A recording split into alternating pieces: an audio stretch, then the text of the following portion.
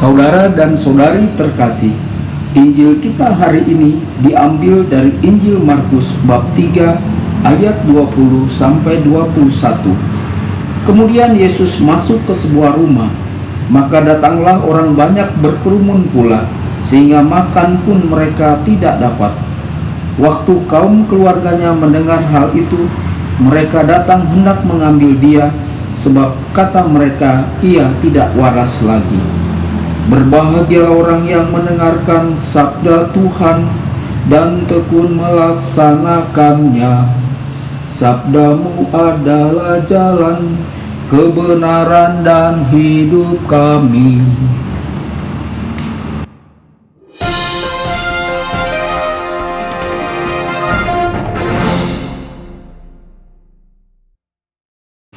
Saudara dan saudari terkasih dimanapun Anda berada, jumpa lagi dengan saya Romo Tedens dalam saluran Warta Kabar Sukacita. Semoga Anda semua tetap dalam keadaan sehat dan selalu berbahagia. Saudara dan saudari, Injil kita hari ini diambil dari Injil Markus bab 3 ayat 20-21. Injil hari ini sangatlah singkat, hanya ada 2 ayat. Alkitab berbicara tentang 2 hal. Pertama, tentang kegiatan besar Yesus sampai-sampai tidak punya waktu untuk makan, dan reaksi yang berlawanan dari keluarga Yesus sampai pada taraf berpikir bahwa Yesus sudah tidak waras. Yesus memiliki masalah dengan keluarganya. Terkadang keluarga membantu, pada waktu lain keluarga menjadi penghambat. Inilah yang terjadi pada diri Yesus, dan inilah juga yang terjadi pada diri kita. Saudara dan saudari yang dikasihi Tuhan, Yesus kembali ke rumahnya. Ia kini tinggal di Kapernaum. Ia tidak lagi tinggal bersama keluarganya di Nazaret. Banyak orang mengetahui bahwa Yesus berada di rumah, dan mereka pun pergi ke sana untuk menemuinya. Kumpulan orang seperti itu berkumpul di sana, sehingga Yesus dan murid-muridnya tidak punya waktu untuk makan dengan tenang. Saudara dan saudari, Yesus berselisih dengan keluarganya. Sewaktu kerabat Yesus mengetahui hal ini, mereka berkata, "Ia sudah gila." Mereka bersikap demikian karena Yesus tampaknya tidak berperilaku secara normal. Mungkin mereka mengira bahwa Yesus membahayakan nama keluarga mereka. Para kerabat kemudian memutuskan untuk membawanya kembali ke Nazaret. Saudara dan saudari, ini adalah tanda bahwa hubungan Yesus dengan keluarganya sedang bermasalah. Hal ini pasti menjadi sumber penderitaan bagi Yesus dan juga bagi Maria ibunya.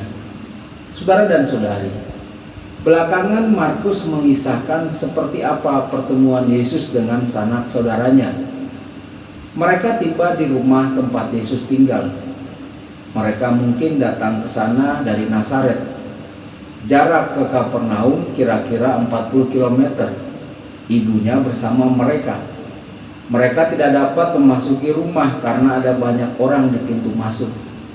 Itulah sebabnya mereka mengirimkan pesan kepada Yesus, "Ibu dan saudara-saudaramu di luar sedang mencarimu." Reaksi Yesus sangatlah tegas. Ia berkata, "Siapa ibu dan saudaraku?"